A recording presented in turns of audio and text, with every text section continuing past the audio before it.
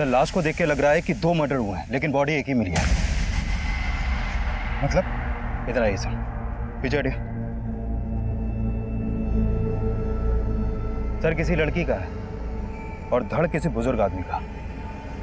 लड़की के कटे हुए सर को किसी आदमी के धड़ से जोड़ा गया है और लड़की के कटे हुए सर को चश्मा बना दिया गया। आसपास में ना तो किसी आदमी का सर मिला है और ना ही किसी लड़की का धड़। इस तरह का क्राइम सीन क्रिएट करके क्रिमिनल साबित क्या करना चाहता है?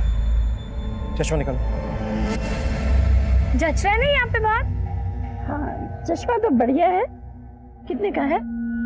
एक लेंगे तो 200 रुपए और अगर 2 लेंगे तो 300 रुपए। आप एक काम कीजिए, आप अंकल के लिए भी ले लीजिए, फिर आपको फायदा हो जाएगा 100 रुपए का।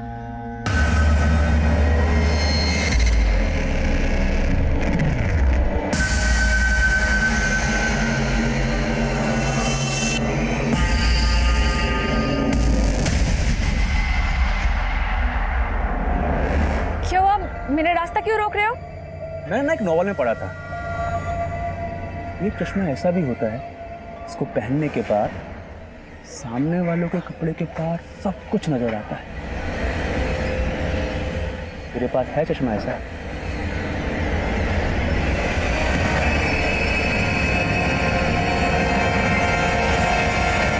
सर लड़की के सिर और आदमी के धड़ के बीच में ये लकड़ी का टुकड़ा धंसा हुआ मिला था।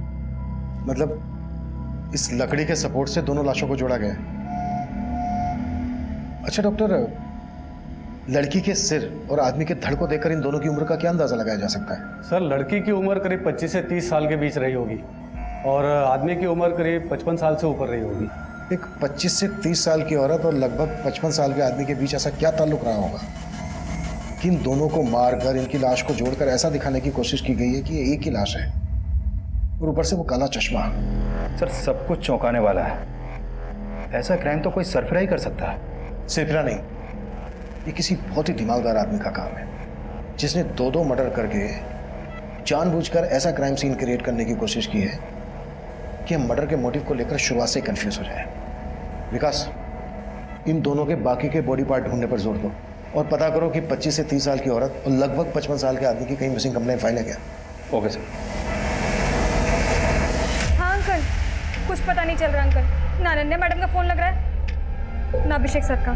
संगीता बेटा, अभिषेक और अनन्या के दोस्तों से मालूम किया कि वो दोनों कहाँ गए थे? हाँ अंकल, सबको फोन किया लेकिन दोनों को कोई खबर नहीं है। अब अंकल वो अनन्या मैडम की मम्मी का फोन आ रहा है पीछे से, वो भी बहुत परेशान है। मैं आपको फोन करती हूँ 2 मिनट में। ठीक है बेटा। हेलो, हाँ आंटी। आंटी आप परेशान मत होइए, मैं अनन्या मैडम का पता करके बताती हूँ आपको। और अभिषेक, उसका कुछ पता चला क्या? नहीं, मेरा मतलब है अभिषेक सर और अनन्या मैडम दोनों के बारे में पता करके बताती हूँ। आप बस परेशान मत होइए। हाँ हाँ आंटी, आंटी मैं ना आपको पता करके बताती हूँ। हाँ बाद में फोन करती हूँ। ये अभिषेक भैया का नारियल पानी है।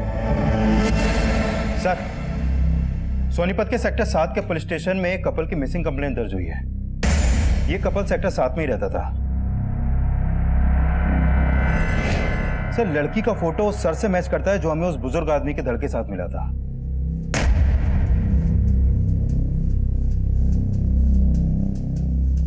लेकिन इस लड़की के कटे हुए सर के साथ जो हमें जुड़ा हुआ धड़ मिला था, तो ये धड़ तो किसी बुजुर्ग आदमी का था। ये लड़का और लड़की लगभग दोनों सेम एज के लग रहे हैं, तो फिर ये धड़ किस बुजुर्ग आदमी का है? सर फिलहाल ऐसा कुछ पता नहीं चला है कि इनके साथ कोई बुजुर्ग आदमी भी गायब हुआ था। इन दोनों अभिषेक और अनन्या के बीच रिश्ता क्या है? सर इन दोनों की शादी होने वाली थी और इनकी मिसिंग कंप्लेंट इनकी मेड संगीता ने करवाई थी, क्योंकि अनन्या की माँ बंगाल में रहती है और अभिषेक के पेरेंट्स पंजाब में। इनके घर की चाबी इनकी मेड संगीता के पास रहती है। उस एरिया के पुलिस स्टेशन से कांटेक्ट करो, हमें उस मेड संगीता से मिलना है। Okay sir.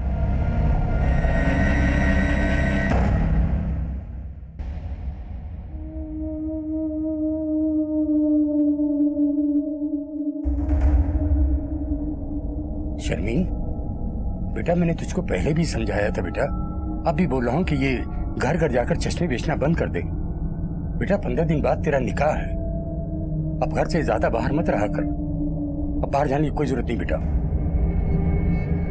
अब्बा, हमारा गुजारा ना मेरे घर बैठने से चलेगा और ना ही मेरी निगाह करके। और वैसे भी मुझे शादी नहीं करनी। अगर मैं शादी करके चली गई तो आपका क्या होगा? तू अभी तक अपना फर्ज निभाते आई है बेटा, अब मुझे मेरा फर्ज निभाने दे, मेरी फिक्र छोड़ दे बेटा। पर अब्बू, आज तो मुझे जाना ही होगा ना वहाँ पे।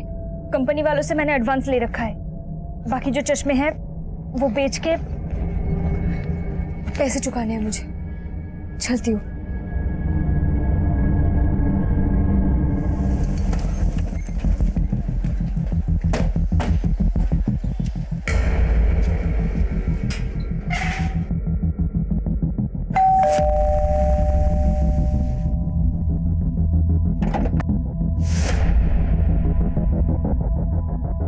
हमें अनन्या का कटा हुआ सर मिला है।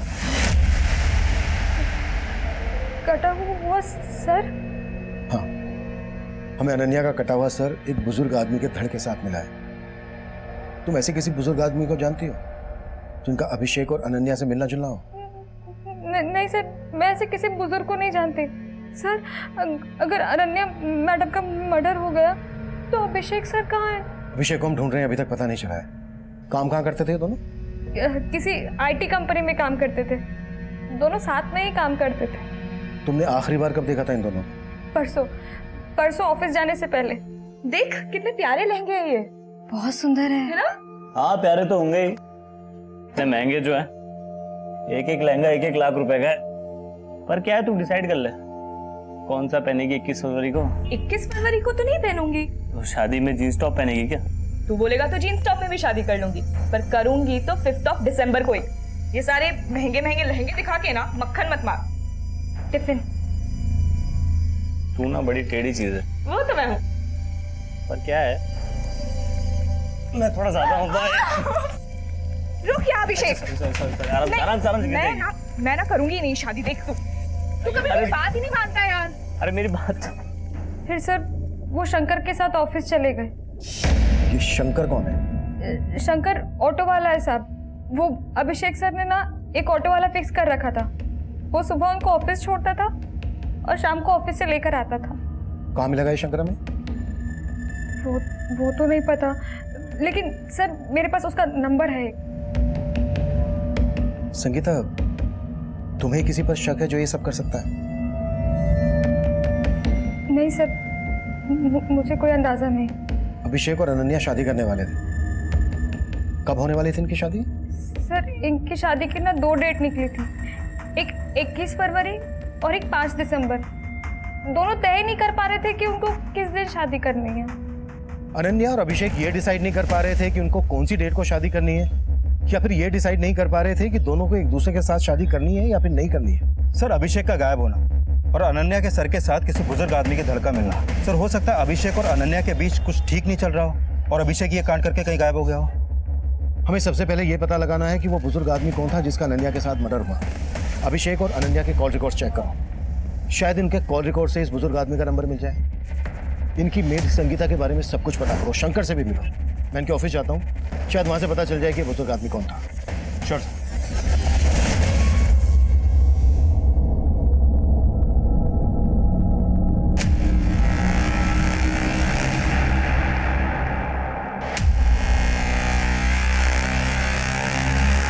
क्या चाहिए तुम लोगों को? चश्मा।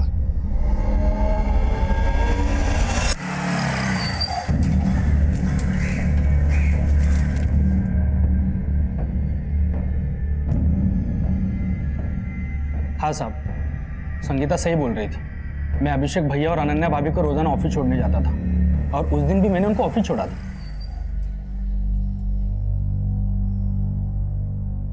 चलो भैया, टाइम पे आ जाना। हाँ भैया। लेकिन उस दिन तू उन्हें घर नहीं लाया था, कहाँ लेकर गया था उन्हें? साहब मैं कहीं नहीं लेके गया था। मैं जब उन्हें ऑफिस लेने गया तो अनन्या भाभी उनके एक दोस्त साहिल के साथ ऑफिस के बाहर आई थी।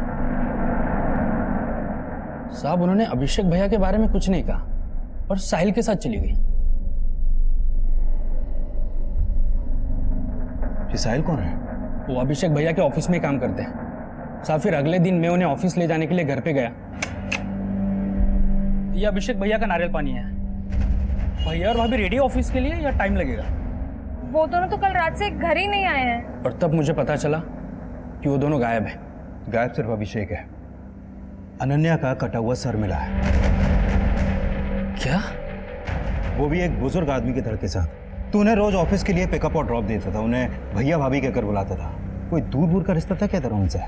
साहब हमारे बीच कोई रिश्ता तो नहीं है, लेकिन अभिषेक भैया बहुत अच्छे इंसान हैं, हमेशा दूसरों की मदद करने में आगे रहते हैं। साहब उन्होंने हमेशा मेरी मदद की है।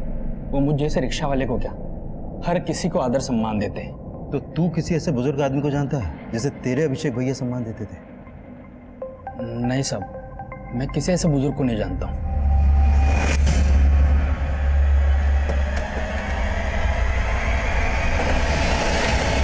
सर अभिषेक और अनन्या मेरे अंडर काम करते थे।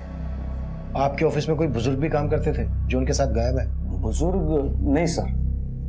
अच्छा, अभिषेक और अनन्या सिर्फ एक दूसरे के कलीग ही नहीं थे, बल्कि एक दूसरे से शादी करने वाले थे। इनका ऑफिस में किसी के साथ कोई झगड़ा, कोई इशू? नहीं सर, मुझे तो नहीं लगता। अभिषेक और अनन्या का आपस में कोई इशू? नहीं सर, अगर ऐसा कुछ होता तो वो शादी का फैसला क्यों लेते? हाँ, पर एक बात है सर। क्या? उस दिन अभिषेक ने मुझसे हाफ डे की लीव ली थी। सर मुझे अभी ऑफिस से जाना होगा, मुझे आज हाफ डे की लीव चाहिए। क्यों, क्या बात है? उसने रीजन तो नहीं बताया, लेकिन वो हाफ डे में ही चला गया था। हमें पता चला है कि उस दिन अनन्या अपने कलीग साहिल के साथ गई थी। साहिल कहाँ है? साहिल ने तो जॉब छोड़ दी। साहिल ने जॉब छोड़ दी? हाँ सर, वो तो बेंगलुरु में शिफ्ट होने वाला था। जिस दिन उसका लास्ट डे था, उसका बर्थडे था, हमने सेलिब्रेट भी किया था। Happy birthday to you, happy birthday to you.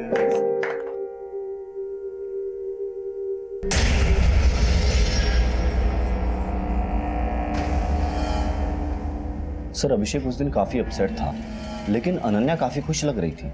Abhishek upset क्यों था? साहिल की वजह से। बर्थडे पार्टी के बाद भी अनन्या और अभिषेक साहिल को लेकर ही बात कर रहे थे। अनन्या, मुझे कुछ नहीं सुनना साहिल के बारे में। अभिषेक, साहिल हमेशा के लिए बेंगलुरु जा रहा है, और वो सिर्फ मुझे ही नहीं,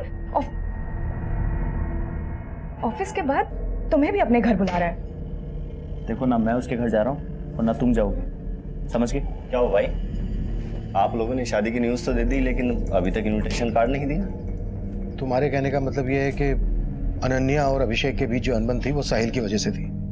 तो क्या साहिल और अनन्या के बीच ऐसा कुछ था? सर अभिषेक, अनन्या और साहिल तीनों अच्छे दोस्त थे। इवन हमें तो लगता था कि अनन्या का साहिल से अफेयर है, लेकिन अभिषेक ने जब शादी वाली बात कही तो हम सब हैरान हो गए। लेकिन साहिल इस बात पर अपसेट था। सर साहिल, जब तुम कह चुके थे कि हमारे बीच में कुछ नहीं हो सकता है, सब खत्म हो गया है, तो अब अगर मैं अभिषेक से शादी कर रही हूँ तो तुम्हें क्या प्रॉब्लम हो रही है? अनन्या, तुम अभिषेक को जानती नहीं हो।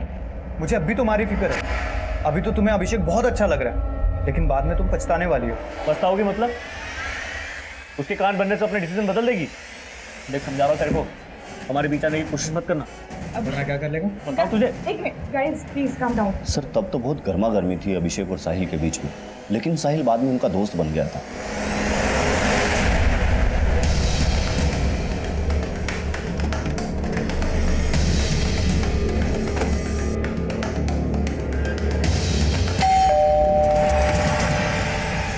चलो अंदर देखो। विकास। सर आप क्या कर रहे हैं? सर तुझे अच्छे से पता है हम यहाँ क्यों आए? अनन्या को क्यों मारा तूने? मैंने कुछ नहीं किया सर। तू आखिरी बार अनन्या के साथ देखा गया था? हाँ सर, ये बात सही है कि मैं अनन्या को यहाँ लेकर आया था, क्योंकि नेक्स्ट वीक मैं बेंगलुरु शिफ्ट हो रहा था, तो मैं एक पार्टी देना चाहता था, इसलिए मैंने अभिषेक और अनन्या दोनों को इन्वाइट किया था। अभिषेक के साथ तूने एक बुजुर्ग को भी इन्वाइट किया था। उस बुजुर्ग के धड़ के साथ हमें अनन्या का कटा हुआ सन मिला है। अब ये बोल, अभिषेक को कहाँ गायब करके रखा है तुमने? पर सर अभिषेक तो यहाँ आए नहीं थे सर। उससे मैं लास्ट वीक ऑफिस में ही मिला था और हम यहाँ अभिषेक की वेट करते रहे। छोड़ो ना, अगर वो नहीं आना चाहता तो उसे फोर्स मत करो। पर फोन तो पिक करे यार, पता नहीं क्या हो गया है उसको। इसे इनसिक्योरिटी कहते हैं, इसलिए वो जलता है मुझसे। हम दोनों के बीच में जो भी था वो आज खत्म हो चुका है, लेकिन इस बात पर वो ट्रस्ट ही नहीं करना चाहता। शक करता है तुम पे, कल को और शक करेगा। और तुम मुझसे शादी करना चाहती हो। शादी का फैसला सोचकर करना। हेलो सर, एक मिनट।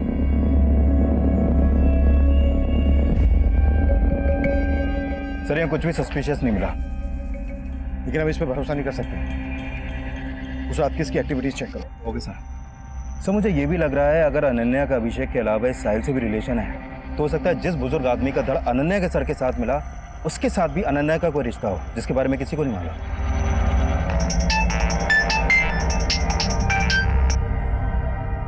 हाँ सोलंकी।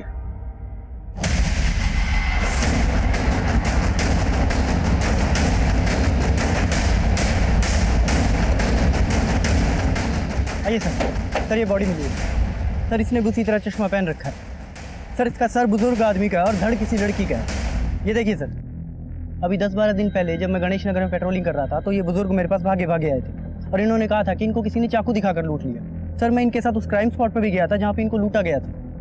सर उस टाइम मुझे ये बुजुर्ग थोड़े अजीब लगे।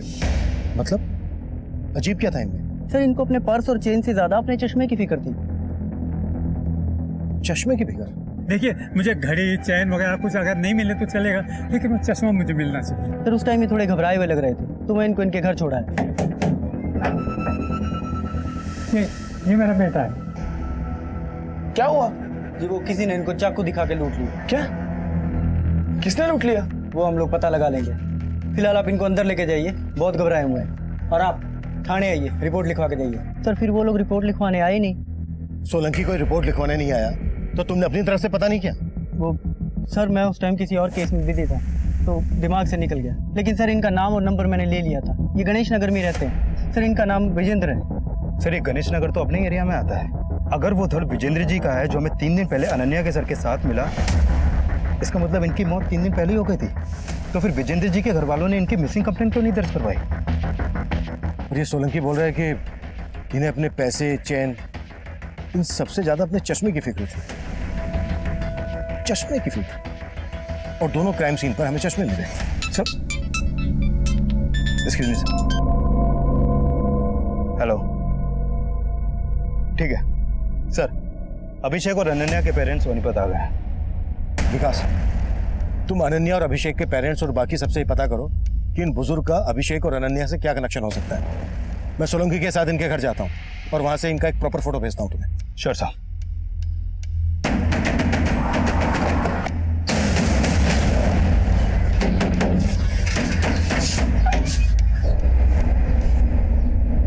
जी विजेंद्र जी कहाँ हैं? सर वो पापा तो हरिद्वार गए हुए हैं। हरिद्वार नहीं गए, मर्डर हो गया उनका। क्या? ये क्या बोल रहे हैं सर आप? हाँ, और काफी टाइम हो गया मर्डर को। अब ये बोलो कि तुम लोग छुपा क्या रहे हो हमसे? सर हम कुछ नहीं छिपा रहे सर। पापा 5 दिन पहले ही हरिद्वार जाने का बोल के ही गए थे सर। हरिद्वार किसी के साथ गए थे? नहीं सर, अकेले ही गए थे। चलिए पापा, मैं आपको स्टेशन छोड़ देता हूँ। अरे मैं अकेले चले जाऊंगा, मेरी चिंता मत करना बेटा। उन्हें एक आदमी ने लूटा था। इन्होंने बोला था रिपोर्ट लिखवाने आने के लिए। आई क्यों नहीं? सर वो पापा ने मना कर दिया था रिपोर्ट ना लिखवाने के लिए। पापा शिकंजी। हाँ बेटा। पापा आप आराम कीजिए, मैं थाने जाके रिपोर्ट लिखवा के आता हूँ। अरे थाने जाने की कोई जरूरत नहीं बेटा, जो हो गया सो हो गया। क्या? लेकिन वो तो मुझे अपने मोबाइल और पैसों से ज्यादा अपना चश्मा ढूंढने पे जोर दे रहे थे। बोल रहे थे कि उनको उनकी पत्नी ने गिफ्ट किया, और तुम बोल रहे हो कि उन्होंने खुद रिपोर्ट लिखवाने से मना कर दिया। हाँ सर, उन्होंने खुद रिपोर्ट लिखवाने से मना कर दिया था। और मेरी मम्मी को गुजरे तो 10 साल हो चुके हैं सर। और जहाँ तक मुझे पता है, मम्मी ने कोई पापा को चश्मा गिफ्ट नहीं किया होगा। लेकिन हाँ सर, कुछ दिनों से पापा ना घर से निकलते हो कि काला चश्मा पहन के निकलते थे।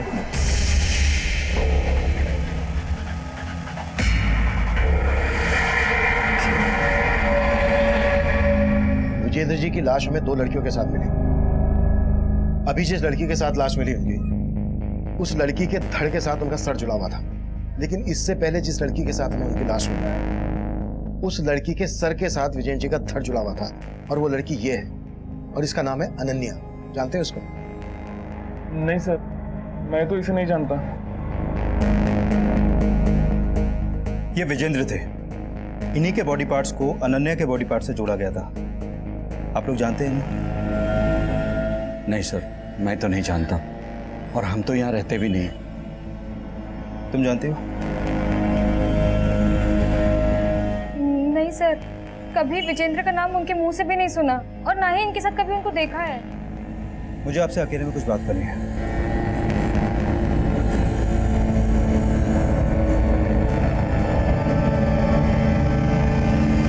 देखिए, मैं सुनने में आया कि अनन्या और अभिषेक के बीच में सब कुछ ठीक नहीं था। क्या कभी भी अनन्या ने इसके बारे में आपसे बात की? ऐसा कुछ भी नहीं है। वो लोग एक दूसरे से बहुत प्यार करते थे, बहुत खुश थे वो लोग। बल्कि आए दिन वो लोग मुझसे वीडियो कॉलिंग पे बात भी करते थे। माँ देखो, अच्छे है ना? और भी है, ये देखो, सब अभिषेक ने चूज किया है। ये कैसा लग रहा है? मैंने क्या क्या सपने देखे थे उन दोनों के लिए, और एक ही झटके में। लेकिन 21 फरवरी से प्रॉब्लम क्या थी अनन्या को, जो वो शादी नहीं करना चाहती थी? 21 फरवरी को अनन्या का बर्थडे है। वो अपना बर्थडे हमेशा स्पेशल तरीके से बनाती है, इसलिए वो उस दिन शादी नहीं करना चाहती थी, और कोई रीजन नहीं है। सर 5 दिसंबर 2 ही महीने बाद है, और अभिषेक चाहता था कि उसको थोड़ा सा टाइम मिल जाए ताकि वो इस किराए के घर को छोड़कर अपना घर खरीद ले और उसी घर में उसकी शादी हो। कोई घर वर देख रखा था अभिषेक ने?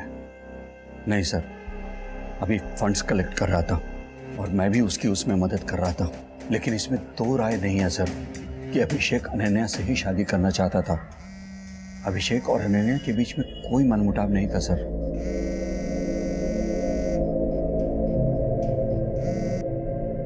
हेलो, हाँ अभी सब कुछ कंट्रोल में है यहाँ पे, लेकिन यहाँ पे फिर से आने की कोई गलती मत करना, वरना तुम भी फंसोगे और मैं भी फंसूंगी।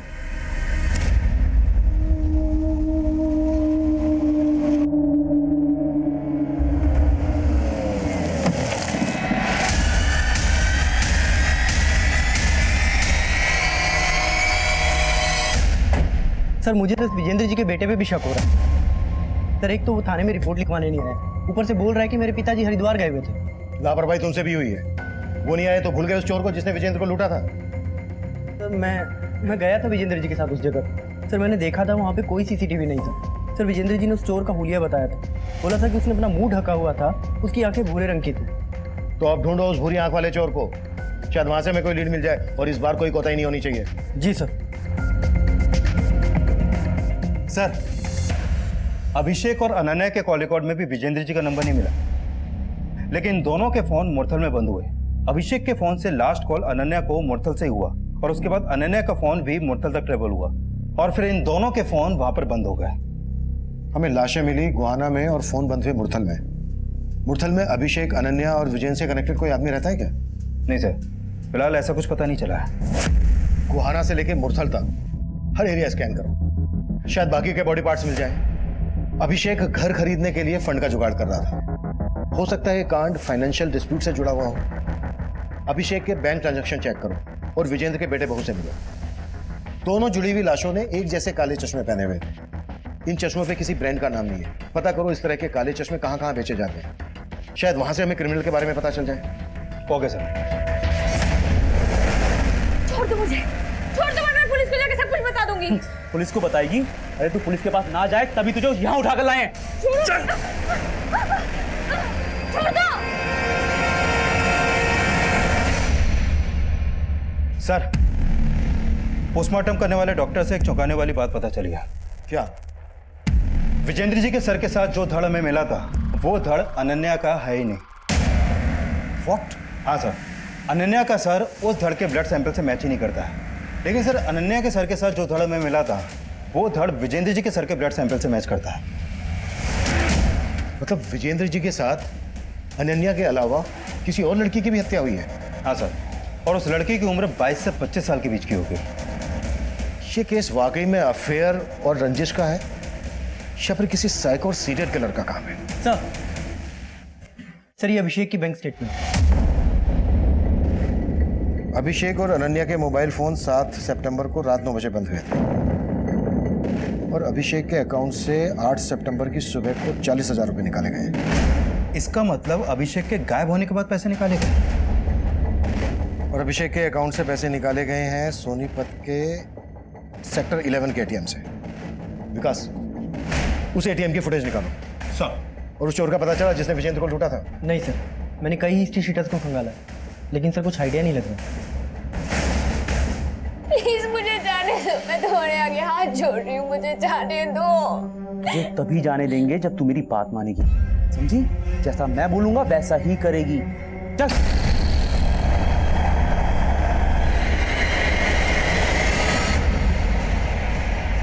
सर ये उस एटीएम की सीसीटीवी फुटेज है जहां से अभिषेक के डेबिट कार्ड से पैसे विड्रॉ किए गए थे और पैसे अभिषेक ने नहीं, इसने निकाले। साहब मैंने कुछ नहीं किया साहब। बोल क्या कांड किया तूने और कौन कौन लोग शामिल हैं तेरे साथ? साहब मैंने कोई कांड नहीं किया, खुद अभिषेक भैया ने मुझे डेबिट कार्ड दिया था पैसे निकालने के लिए। हाँ बस। यार तूने वो फाइल दिया था क्या? हाँ बस हो ही गया, क्या? कंप्लीट था। हाँ भैया मैं आपसे बोला था ना मुझे 30,000 रुपए की जरूरत थी, तो कुछ हो जाता तो। अरे हाँ 1 मिनट, 40,000 निकाल लेना, 10,000 मुझे चाहिए। साहब वो कार्ड उन्होंने मुझे उनके गायब होने के 2 दिन पहले दिया था। बेवकूफ समझ रहा है हमें, कहानी बना रहा है। साहब मैं कोई कहानी नहीं बना रहा, अभिषेक भैया ने खुद मुझे कार्ड दिया था और एक्स्ट्रा 10,000 रुपए निकालने के लिए कहा था। वो तब से लेके अभी तक जेब में लेके घूम रहा हूँ, लेकिन वो अचानक से गायब हो गए। तो वो जहाँ गायब है तू जानता है? साहब मैं नहीं जानता हूँ। अभिषेक सर अपना कार्ड शंकर को क्यों देंगे? सर ये शंकर जरूर झूठ बोल रहा है। हाँ सर, आप पता कीजिए उसने अभिषेक के साथ क्या किया। सर अनन्या को तो हम खो ही चुके, कम से कम अभिषेक को। तुम्हारे पापा को 2 जवान लड़कियों के साथ जोड़ रही है पुलिस। उनके रहते तो बदनामी का डर था ही, उनके जाने के बाद भी कोई कम बदनामी नहीं हो रही है। सच में ये पापा ऊपर जाने के बाद में भी हमें चैन से जीने नहीं दे रहे। मैं तुमसे कह रही थी पुलिस को जाकर खबर कराओ कि पापा हरिद्वार के नाम से निकले और फिर गायब हो गए हैं। अब भुगतो पुलिस को ना बताने का नतीजा। ये पुलिस वाले हमें चैन से जीने नहीं देंगे। सर मुझे लगता है शंकर सच बोल रहा है, क्योंकि मैंने चेक किया अभिषेक के गायब होने से पहले भी शंकर ने उसके अकाउंट से कई बार पैसे विड्रॉ किए। लेकिन अभिषेक की मेड संगीता तो शंकर पर शक जता रही है। सर हो सकता है वो झूठ बोल रही हो या फिर अभिषेक ने उसे बताया ही ना हो। अभिषेक का एक ऑटो ड्राइवर को अपना डेबिट कार्ड देना उतना ही अटपटा है जितना कि ये केस अटपटा है। हो सकता है अभिषेक ने पहले से प्लान बना के रखा हो और उसने अपने इस प्लान में शंकर को भी इन्वॉल्व कर लिया हो। एक काम करो, शंकर को छोड़ दो, जाने दो उसे, पर उस पर नजर रखो। हो सकता है इससे हमें अभिषेक की लीड मिल जाए। ठीक है सर। सर एक बात और पता चली है, अभिषेक के गायब होने से पहले उसका कार्ड कई बार दिल्ली और हरियाणा की अलग अलग वाइन शॉप और बार्स में भी स्वाइप किया गया है। जिन जिन बार में भी अभिषेक का डेबिट कार्ड स्वाइप हुआ है वहां पर अभिषेक के बारे में पता करो और अनन्या के बैंक अकाउंट भी चेक करो, शायद यहां से हमें कोई लीड मिल जाए। Sure sir.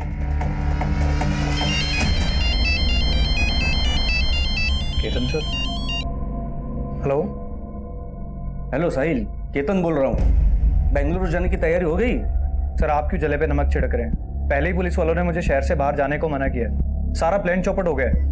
पर मुझे तो लगता है इन सबके चक्कर में ना बेंगलुरु की जॉब हाथ से ना चली जाए।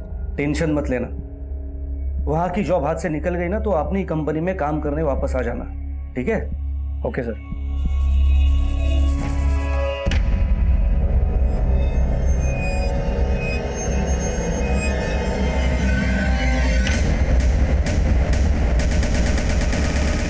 सर विजेंद्र जी के कॉल रिकॉर्ड में एक नंबर मिला है। ये नंबर इस गुलशन सोडी नाम के आदमी का है। सर विजेंद्र जी गुलशन सोडी को लगातार कॉल कर रहे थे और पता चला है कि गुलशन सोडी मैच मेकर है, लड़कियों और लड़कियों का रिश्ता करवा के उनकी जोड़ियां बनाता है। हो सकता है अनन्या और उस दूसरी लड़की का इस गुलशन से कोई कनेक्शन हो, जिनके बॉडी पार्ट्स हमें विजेंद्र जी के बॉडी पार्ट से जुड़े मिले थे। हो सकता है सर।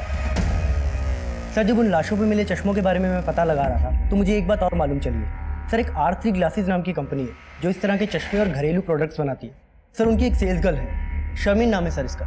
सर ये डोर टू डोर जाके चश्मे बेचती है सर, लेकिन कुछ दिनों से गायब है। रहती कहाँ है शर्मिन? सर खानपुर में। इसका मोबाइल नंबर भी मिला है सर, लेकिन स्विच ऑफ आ रहा है। विकास तुम्हें शारमिन के घर जाओ और चेक करो कि इसके चश्मों का इस क्राइम से क्या कनेक्शन है। मैं गुलशन चौधरी से जाके मिलता हूँ।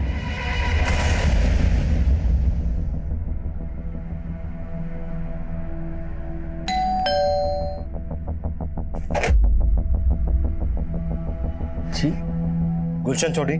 जी सर। हमें विजेंद्र जी के बारे में बात करनी है। हाँ साहब, मेरी बेटी शर्मिन चश्मे बेचती है, मगर आप ये सब क्यों पूछ रहे हैं? कहाँ है वो? बुलाइए उसको, बात करनी है। बात? दरअसल वो कई दिनों से घर नहीं आई है। अगर शर्मिन इतने दिनों से गायब है तो उसकी मिसिंग कंप्लेंट क्यों नहीं दर्ज करवाई आपने? साहब दरअसल 1 हफ्ते बाद उसका निकाह था, क्या अचानक वो गायब हो गई? उसको ढूंढ दो साहब। कहीं से उसको ढूंढ दो। जी वो विजेंद्र जी तकरीबन 3 महीने पहले मिले थे मुझे। दरअसल वो शादी करना चाहते थे। विजेंद्र जी शादी करना चाहते थे? हाँ जी। अच्छा, आपने उनका किसी के साथ रिश्ता करवाया था? जी मैंने उनको उनकी उम्र की काफ़ी सारी औरतों की फ़ोटोएं दिखाई थी। ये देखिए सर, ये सारी औरतें आपकी तरह सेकंड इनिंग की शुरुआत करना चाहती हैं। Second inning? नहीं नहीं नहीं नहीं नहीं, मैं ऐसे औरत से शादी करना चाहता हूँ जिसकी अभी तक शादी हुई ना हो। पर उनकी मांग जानकर मैं तो खुद परेशान हो गया। फिर मैंने उनको बताया कि जैसे कोई ऐसा रिश्ता आएगा तो फिर मैं आपको इन्फॉर्म कर दूंगा।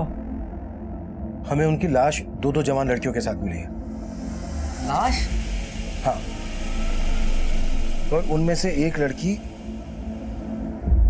ये थी। इसका नाम है अनन्या। आप जानते हैं इसको? जी नहीं, मैं नहीं जानता इसको। किसी दूसरी जवान लड़की के साथ रिश्ते की बात करवाई थी इनकी? सर जी, कोई पला जवान लड़की इतने बुजुर्ग आदमी के साथ शादी क्यों करेगी? अच्छा, विजेंद्र जी शादी करना चाहते थे, ये बात उनके घर वालों को मालूम थी? नहीं जी, मुझे तो विजेंद्र जी अकेले मिलने आते थे। ये शर्मिन नाम की लड़की भी शादी करना चाहती थी। आप जानते हैं इसको? नहीं सर, मैं नहीं जानता। सर पापा इस उम्र में शादी क्यों करेंगे? जरूर आपको कोई गलत इन्फॉर्मेशन मिली है सर। तुम्हारे पापा गुलशन सोडी नाम के मैचमेकर से मिल रहे थे लगातार। ये गुलशन ही तुम्हारे पापा के लिए रिश्ते ढूंढ रहा था। ये सब झूठ है सर। पापा तो मम्मी से बहुत प्यार करते थे सर। देखो, अगर हमसे कुछ भी छुपा रहे हो तो सच बोल दो, वरना तुम्हें बहुत परेशानी होगी। हम आपसे कुछ नहीं छुपा रहे सर। जरूर है मेरे पापा को बदनाम करने की चाल है। वो गुलशन आपसे झूठ बोल रहा होगा सर।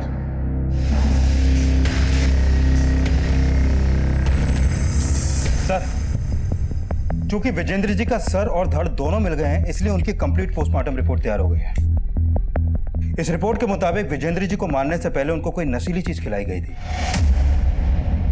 मतलब विजेंद्र जी का गला नशे की हालत में काटा गया? नहीं सर, ऐसा नहीं है। विजेंद्र जी को पहले नशा देकर बेहोश किया गया, फिर उनका गला घोटा गया जिससे उनकी सांसें रुक गई, और फिर विजेंद्र जी की मौत होने के बाद उनका गला काटा गया। सर, अगर विजेंद्र जी वाकई में शादी करना चाहते थे तो ये रिवर्स ऑनर किलिंग का भी तो एंगल हो सकता है। तुम्हारे कहने का मतलब यह है कि विजेंद्र जी के बेटे और बहू को इनका शादी करना शान के खिलाफ लगा हो सकता है सर, और विजेंद्र जी की बीवी आने से उनके बेटे बहू का उनकी जायदाद पे हक भी कम हो जाता। ये केस इतना अटपटा है कि समझ में नहीं आ रहा है कि इसमें कोई पर्सनल एंगल है या फिर कोई बहुत बड़ा गेम है।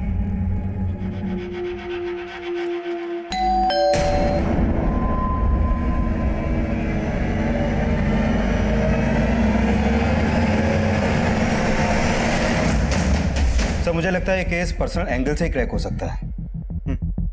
अच्छा, मैं अनन्या के बैंक ट्रांजैक्शन चेक कर रहा था तो मुझे मिला कि उसके मर्डर से 10 दिन पहले उसके अकाउंट से 22,024 रुपए किसी सगमा इंटरप्राइजेस के नाम ट्रांसफर हुए थे। पता करो ये सगमा इंटरप्राइजेस क्या चीज बनाती है। Sure sir. सर, अभिषेक जिन जिन बार्स में जाता था उनमें से एक की सीसीटीवी में कुछ मिला है। अभिषेक के साथ इसमें 2 लड़के दिख रहे हैं। एक का चेहरा दिख रहा है और एक का नहीं दिख रहा है। सर, दूसरे लड़के के बारे में हमें शंकर से पता चल जाएगा।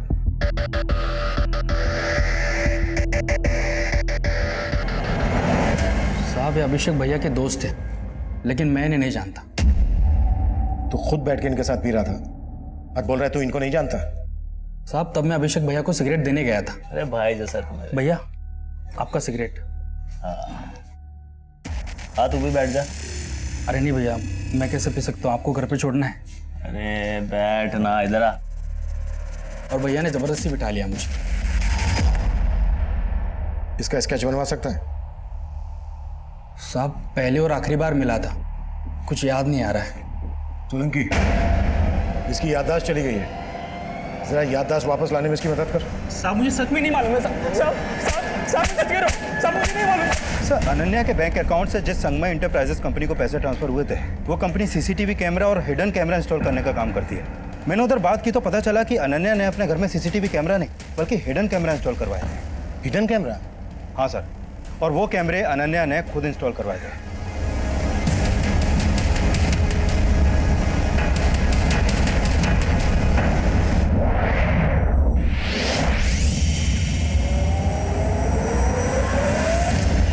सर, मुझे लग रहा है अनन्या ने वो कैमरे इसलिए इंस्टॉल करवाए क्योंकि उसे अभिषेक पे शक था कि वो उसकी एब्सेंस में किसी और लड़की को घर पे लाता होगा। अभिषेक के घर जाकर वो हिडन कैमरास चेक करते हैं। उससे ये भी क्लियर हो जाएगा कि अनन्या ने वो कैमरास क्यों लगवाए थे। एक काम करो, जिसने वो कैमरा लगाए थे उसको वहीं बुला लो। Okay sir. विद्या जी, हम लोगों को पंजाब जाना बहुत जरूरी है और हम लोग चाहते हैं कि आप भी हमारे साथ चलें। नहीं, आप लोग अभिषेक के बिना पंजाब जा सकते हैं, लेकिन जब तक मेरी बेटी के लाश के बाकी हिस्से नहीं मिल जाते मैं कहीं नहीं जाऊंगी।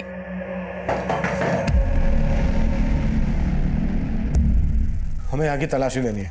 तलाशी? जी, ये रहा सर्च वारंट। बताइए कहां पर आपने हिडन कैमरा स्टोर किया? जी। ऐसी बातें कर रहे हैं सर आप? आपको अभी पता चल जाएगा।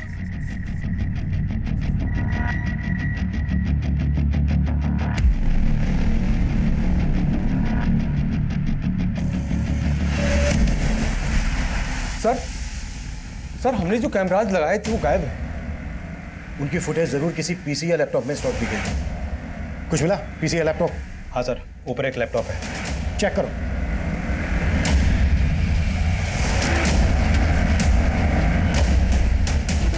सर इसमें कोई फुटेज नहीं है।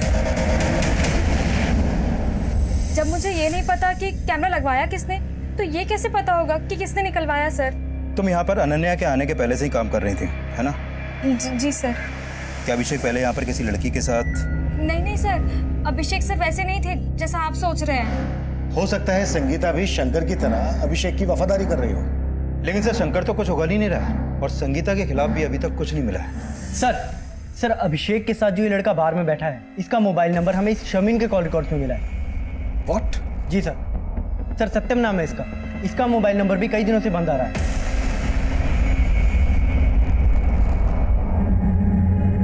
तो ये जो दूसरा आदमी है ये सत्यम से कनेक्टेड होगा और इन दोनों से हमें अभिषेक की लीड मिल सकती है। कहाँ रहता है सत्यम? सर खानपुर में, जहां पर शर्मीन का भी घर है।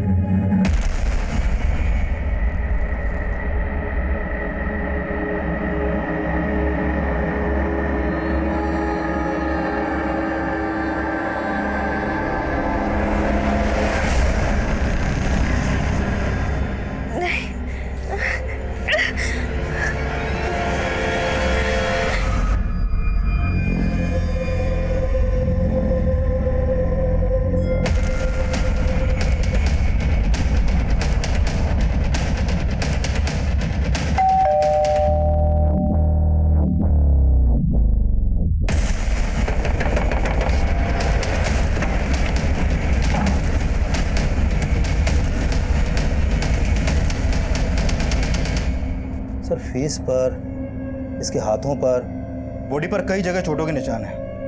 ऐसा लग रहा है जैसे इसको मार पड़ी हो। लेकिन दरवाजा अंदर से लॉक था। इसने वाकई में सुसाइड किया है? और ये फांसी की रस्सी कुछ अजीब नहीं लग रही? सर जी, ये राजू है, सत्यम का पड़ोसी।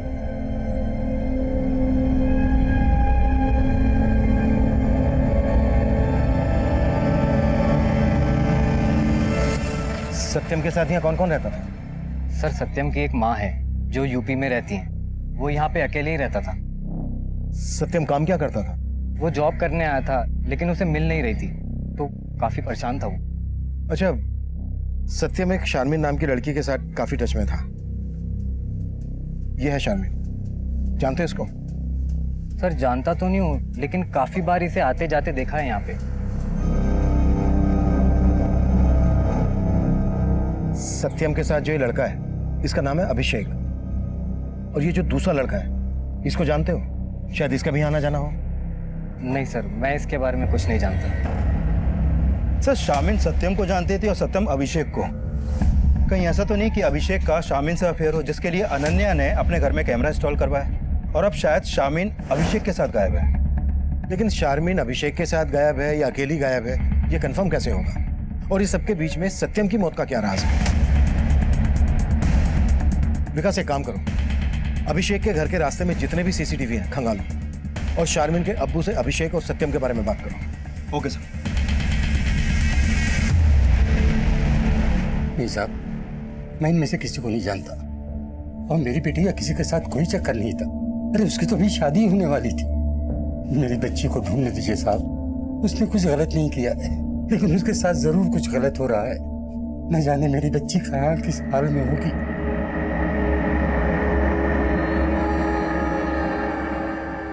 शारमिन तब हमारे लिए पहेली बनी हुई थी। तब हम उसे सस्पेक्ट मानकर चल रहे थे, लेकिन वो इस केस में एक विक्टिम थी। वहीं सत्यम तब हमारे सामने इस केस में एक विक्टिम बनकर आया था। उसकी मौत संदिग्ध हालत में हुई थी। सत्यम की लाश जिस रस्सी से लटकी हुई मिली थी, वो रस्सी हमारा ध्यान खींच रही थी। आदमी औरत की जुड़ी हुई लाशें, काला चश्मा और वो रस्सी। इस केस में सब कुछ विचित्र था और यह सिलसिला थमने का नाम नहीं ले रहा था। और इन विचित्र पहेलियों में एक और पहेली जुड़ने वाली थी। सर अभी तक हम मान रहे थे कि 3 मर्डर हुए हैं और हमें अनन्या के धड़ और एक लड़की के सर की तलाश थी, लेकिन यहाँ पर तो लड़की के सर के साथ साथ एक और लड़के का धड़ मिला। ये देखिए सर। चश्मा निकालो। 4 मर्डर हो गए, वो भी जिसमें से। विकास, हमें जल्द से जल्द कुछ करना होगा, नहीं तो ऊपर जवाब देना मुश्किल हो जाएगा। सर अनन्या के अलावा लड़की का सर तो मिला है। हो सकता है ये सर उसी लड़की का हो जिसका धड़ हमें मिला था, जिससे उसकी पहचान हो जाए। धड़ किसी जवान आदमी का लग रहा है। हाँ सोलंकी। सर अभिषेक के घर के पास वाले सीसीटीवी में मुझे शर्मीन या कोई और लड़की तो नहीं दिखाई दी है, लेकिन हाँ सर एक लड़का दिखाई दे रहा है जो मुझे सस्पिशियस लग रहा है। ये देखिए सर, ये रास्ता अभिषेक के घर की तरफ जाता है और अभिषेक और अनन्या के गायब होने के पहले ये लड़का लगभग रोजाना अभिषेक के घर की तरफ जाता था और कई घंटों बाद लौटता था।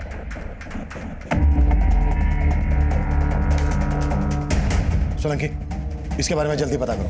सर। विकास, सत्यम के कॉल रिकॉर्ड्स चेक करो और पता करो कि उसके कॉल रिकॉर्ड्स में इस लड़के की शक्ल वाले किसी आदमी का नंबर है क्या। हो सकता है ये लड़का वही हो जो बार में अभिषेक और सत्यम के साथ बैठा था। Okay sir. हाँ सर, इस लड़के को मैंने एक आध बार अभिषेक के घर से निकलते हुए देखा था और जब उस दिन वो अभिषेक के घर से जब बाहर निकल रहा था तो अभिषेक की मेड ने दरवाजा बंद किया था। मैं बताती हूँ सर। सर वो खेमचंद है। तेरा और खेमचंद का इस कांड से क्या लेना देना है? कोई लेना देना नहीं है सर, वो बस मेरा बॉयफ्रेंड है सर। बॉयफ्रेंड? कहाँ मिलेगा तेरा बॉयफ्रेंड खेमचंद? सर वो एवरेस्ट प्लाजा बिल्डिंग में गार्ड है।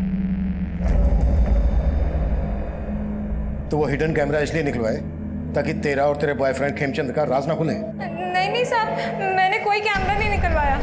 हम तो बस प्यार करते थे। वो एवरेस्ट बिल्डिंग में नाइट शिफ्ट ड्यूटी पे था, तो अभिषेक सर और अनन्या मैडम के घर से चले जाने के बाद बस दिन में आया करता था सर। सर मैं सिर्फ संगीता से मिलने जाता था सर, इसके अलावा मैंने कुछ नहीं किया सर। बातों के भूत बातों से नहीं मानते। सर सत्यम के कॉल रिकॉर्ड में खेमचंद का नंबर तो नहीं मिला, लेकिन इस तंजील और शादाब के नंबर मिले हैं। कौन ये तंजील और शादाब? सोनीपत के लोकल गुंडे हैं सर ये। इन पे पहले भी मारपीट के कई केस दर्ज हुए हैं। सत्यम का इन गुंडों के साथ कनेक्शन था, तो फिर सत्यम की लाश उसी के घर में मिलने का क्या चक्कर है? सर फिलहाल तो यही मालूम चला है कि सत्यम जॉब ना मिलने की वजह से परेशान था। शायद पैसों की तंगी की वजह से उसने सुसाइड किया हो। लेकिन सत्यम की बॉडी पर हमें मारपीट के निशान मिले थे। विकास, शादाब और तंजील को उठा के लेकर आओ। हो सकता है बार में अभिषेक और सत्यम के साथ जो वो दूसरा लड़का है वो इन दोनों में से कोई है। Okay sir.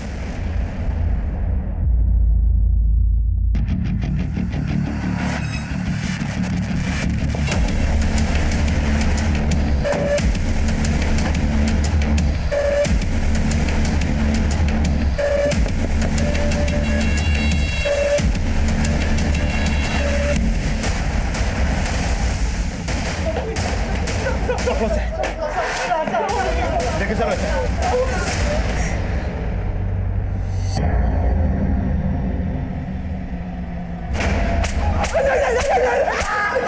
सोलंकी, साहब हमने किसी को नहीं मारा साहब।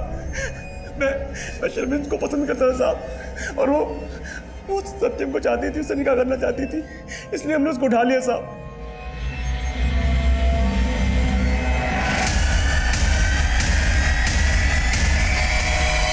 इधर हमने शर्मिन को उठाया और उधर सत्यम की कुटाई की। साले, हमारे धर्म की लड़की के साथ निकाह करेगा तू? तू निकाह करेगा? तू निकाह करेगा? सत्यम नहीं माना तो उसे मार के फांसी पर लटका दिया। फांसी? नहीं साहब, हम सिर्फ उसको फोन करके धमकी दिया करते थे, और जब वो नहीं माना तो बस उसकी पिटाई की और कुछ नहीं किया साहब। ये सब तुमने शारमिन के अब्बू के कहने पे किया ना? क्योंकि उन्हें पता चल गया था कि सत्यम और शारमिन का अफेयर चल रहा है। नहीं सर, शारमिन के अब्बू तो उसका निकाह किसी और से कराना चाहते थे, और शर्मिन को मैं पसंद करता था, इसलिए शर्मिन को मैंने निकाह के लिए बोला था। सत्यम को भूल और मुझसे निकाह कर ले। प्यार करती हूँ मैं उसे। दूसरे धर्म का है वो। तेरा निकाह मुझसे होगा, नहीं तो मैं किसी से नहीं होने दूंगा। समझी?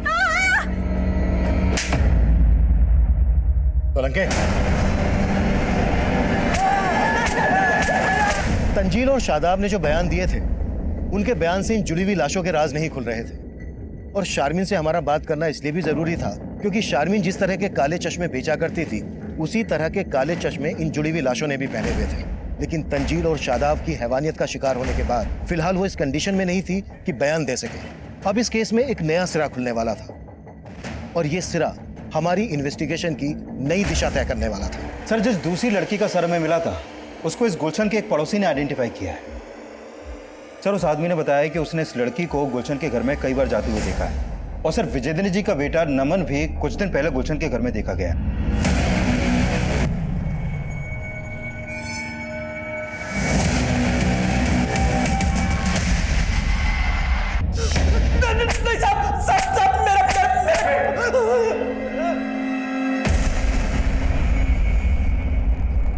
विजेंद्र के साथ जिस लड़की की लाश मिली, वो लड़के कौन थे? जी वो मेरी भतीजी स्वीटी थी। दरअसल विजेंद्र उससे शादी करना चाहता था, और विजेंद्र की ख्वाहिशें देखकर मैंने एक प्लान बना लिया। क्योंकि विजेंद्र के नाम काफी जमीन जायदाद थी, तो मैंने सोचा कि स्वीटी की उससे शादी करवा दूंगा, और विजेंद्र जब अपनी मौत मरेगा तो सारा कुछ उसके नाम हो जाएगा। इसलिए स्वीटी को सोनीपत बुलाकर मैंने ये जाल बुन दिया।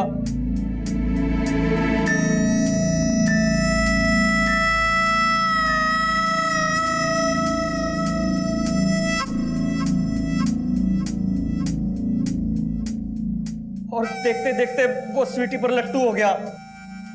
वो उसको घुमाने लगी, और पिछले दिनों वो स्वीटी को पार्टी पर भी लेकर गया था। कौन सी पार्टी? जी वो तो मेरे को मालूम नहीं है, पर जब से वो गई है तब से लौटी नहीं। मैं उसकी मिसिंग कंप्लेंट लिखवाता तो खुद भी फंस सकता था, इसलिए मैं चुप्पी मारकर बैठ गया साहब। विजेंद्र का बेटा नमन भी तेरे से मिलने आता था? क्यों मिलने आता था? साहब आपके मिलने के बाद आया था वो। जी कहिए। मैं जानता हूँ कि तुम एक लड़की के साथ मिलकर मेरे पापा विजेंद्र को घुमा रहे हो। बोलो कौन है वो लड़की? भाई कौन सी लड़की? तुम्हें कोई गलतफहमी हो गई है। मैं किसी लड़की बड़की को नहीं जानता। मैंने उसको झूठ बोला था क्योंकि साहब मैं डर गया था कि वो आपको कुछ बता ना दे। सर मुझे नहीं मालूम कि मेरे पापा किसी लड़की से मिल रहे थे। जब आपने मुझे गुलशन के बारे में बताया तब मैं वहाँ गया, और जानना तो जरूरी था ना सर कि वो लड़की कौन थी, जिसके चक्कर में मेरे पापा को लेकर लोग तरह तरह की बातें बना रहे थे। और इसी लोग लज्जा से बचने के लिए तूने अपने पापा और उस लड़की को? नहीं सर, मैंने ऐसा कुछ नहीं किया। गुलशन ने हमें बताया कि तेरे पापा स्वीटी के साथ एक पार्टी में गए थे। इस बारे में कुछ जानता है? पार्टी? हाँ। नहीं सर, पापा तो मुझे हरिद्वार जाने का बता के गए थे।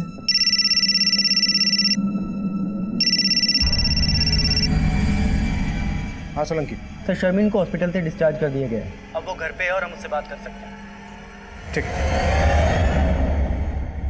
मैंने अब्बू को ये नहीं बताया था कि मैं सत्यम से प्यार करती थी, क्योंकि वो अलग धर्म का था ना, और मुझे ये नहीं पता था कि तंजील और शादाब मिलके मेरे साथ ऐसा करेंगे। और मुझे लगता है सत्यम की मौत के पीछे वही लोग जिम्मेदार हैं। शर्मिन, जिस तरह के चश्मे तुम बेचती हो, उसी तरह के चश्मे उन जुड़ी हुई लाशों ने पहने हुए थे। अब हमसे कुछ भी छिपाए बिना सब कुछ सच सच बता दो। अनन्या, विजेंद्र जी और स्वीटी, इनमें से किसी को जानती हो? विजेंद्र जी और स्वीटी को तो मैं जानती हूँ। सत्यम जहाँ जॉगिंग करने जाता था, विजेंद्र जी भी वही आते थे। दोनों की दोस्ती भी हो गई थी, और सत्यम ने मुझे एक बार स्वीटी और विजेंद्र जी दोनों से मिलवाया था। और उस दिन स्वीटी ने मेरे से चश्मा लेके विजेंद्र जी को गिफ्ट किया था। सत्यम अभिषेक को भी जानता था, और सत्यम और अभिषेक के साथ ये जो लड़का है, इसको जानती हो? नहीं सर, मैं इनको नहीं जानती। 5 सितंबर को विजेंद्र जी और स्वीटी एक पार्टी में गए थे, इस बारे में कुछ जानती हो? हाँ, 5 सितंबर को तो सत्या मुरथल में कहीं गया था। शायद विजेंद्र जी और स्वीटी भी वही जाने वाले थे।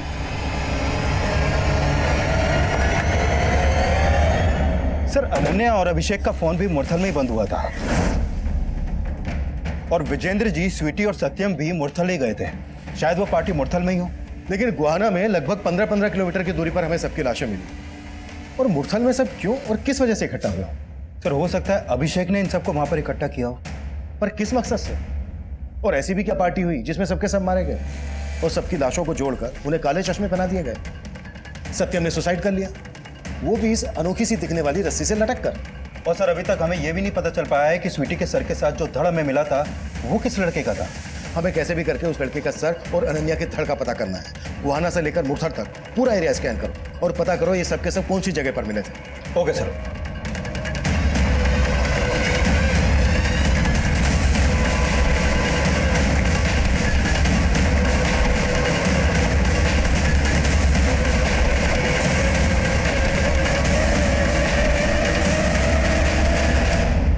तो अभिषेक है। अभिषेक को हम सस्पेक्ट मानने की गलती कर रहे थे, लेकिन तब यह साफ हो गया था कि अभिषेक, अनन्या, विजेंद्र और स्वीटी का मर्डर हुआ था। और सत्यम की पोस्टमार्टम रिपोर्ट से भी यह साफ हो गया था कि सत्यम ने सुसाइड किया था।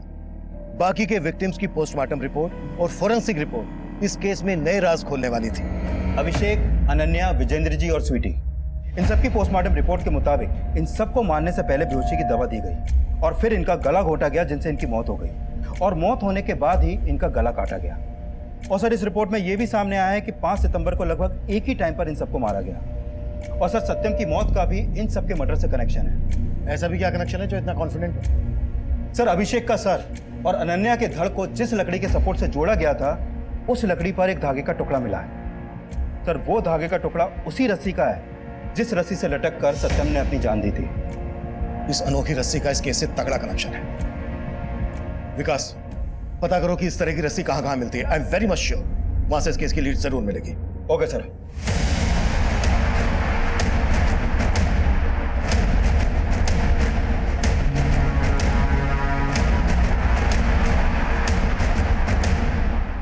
नहीं सर, ऐसी रस्सी कोई सप्लायर नहीं बनाता। पर हाँ, कुछ दिन पहले ही एक आदमी ने हमसे ऑर्डर करके खुद इस डिज़ाइन की रस्सी बनवाई थी। मेरी ये सिद्ध माला आपकी हर परेशानी को दूर कर देगी। एक बार अवश्य आजमाइए।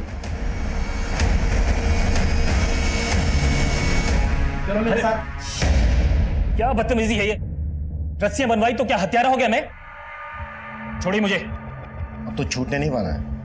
मुरथल में फार्म हाउस है ना तेरा? 5 सितंबर को पार्टी भी दी थी तूने। कौन कौन लोग थे तेरे साथ? किसके कहने पे ये कांड किया?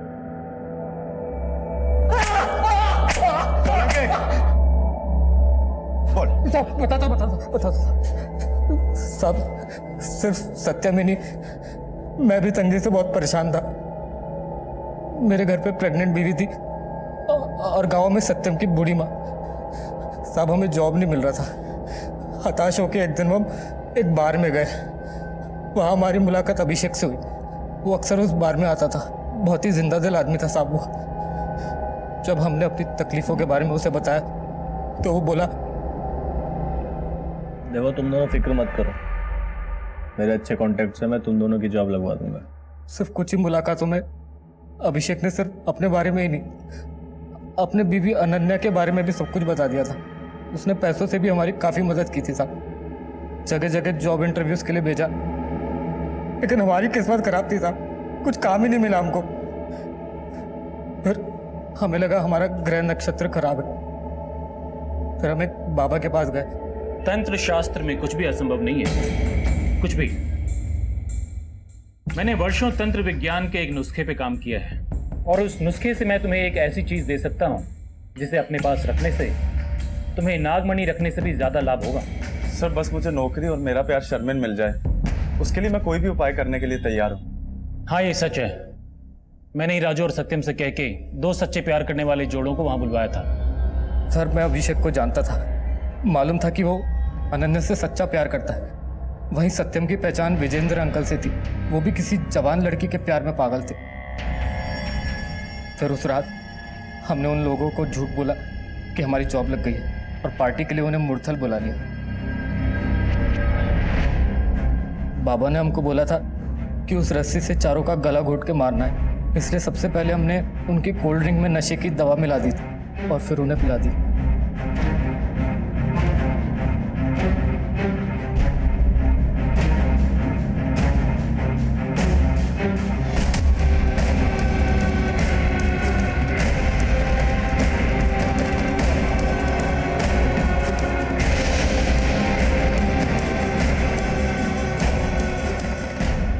बहुत अच्छे। अब तुम दोनों मिलकर इन सबके शरीर से इनका सर अलग कर दो और उसके बाद जोड़ियां बनाओ प्रेमी और प्रेमिका की। प्रेमी का सर उसकी प्रेमिका के शरीर से लगाओ और प्रेमिका का शरीर उसकी प्रेमी के सर से, और उसके बाद तुम अपनी प्रेमिका की कोई प्यारी निशानी इन सब के ऊपर रखो। वो शर्मिन चश्मे बेचती है, मैं ना 4 काले चश्मे लाया हूँ, अगर आप कहें तो पहना दूं मैं। हाँ, ये उचित रहेगा। और उसके बाद इन सब के शरीर को उत्तर, दक्षिण, पूरब, पश्चिम चारों दिशाओं में अलग अलग स्थान पे फेंक के आओ। मैं तब तक इस यज्ञ की रस्सी को पवित्र करता हूं।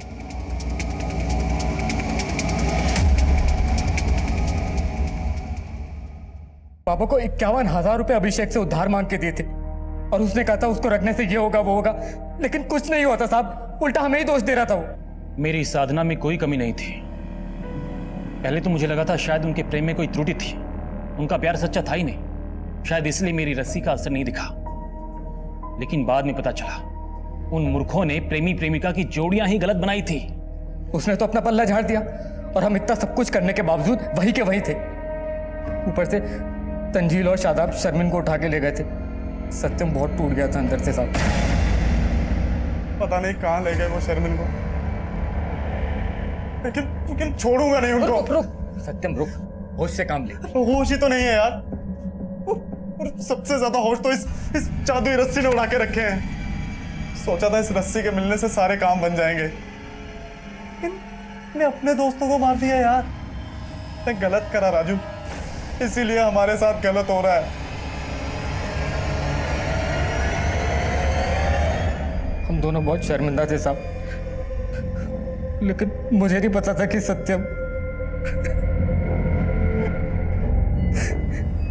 जब आप उसके घर पर आए तब पता चला कि उसने सुसाइड कर लिया। अब ये सब कुछ सर्वेश बाबा की वजह से हुआ है।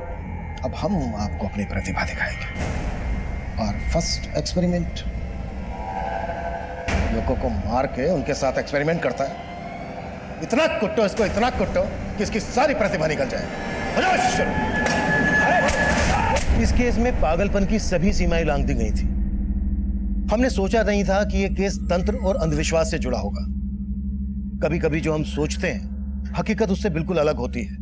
लालच में आकर राजू और सत्यम ने जो सोचा वो कभी हो नहीं सकता था। उन्होंने इस पाखंड के लिए सारे पैसे अभिषेक से ही उधार लिए और अभिषेक के साथ साथ उन्होंने अपने बाकी के दोस्तों को भी मार दिया, पर अंत में उनके हाथ कुछ नहीं लगा। सर्वेश जैसे लोग हमारी सोसाइटी के लिए खतरा हैं। किसी की जान लेकर कभी किसी को खुशी नहीं दी जा सकती। ऐसे लोगों पर कभी भरोसा नहीं करना चाहिए। किसी को जाने समझे बिना उससे मुस्कुराकर हाथ मिला लेना अच्छा है, जरूरतमंदों की मदद कर देना और भी अच्छा है, पर किसी से दोस्ती करने से पहले एक बार उसके अंदर झांक कर देख लेना बेहद जरूरी है। अगर अभिषेक और विजेंद्र ने सत्यम और राजू को सही से समझने की कोशिश की होती तो उन्हें इस अपराध की दस्तक मिल गई होती, इससे बचा जा सकता था। अब मैं सीनियर इंस्पेक्टर अभिमन्यु जिंदल आप लोगों से विदा लेता हूं। आपसे फिर मुलाकात होगी एक नए केस के साथ। स्वस्थ रहिए, सतर्क रहिए और देखते रहिए क्राइम पेट्रोल दस्तक। मकसद बताना नहीं, बचाना है।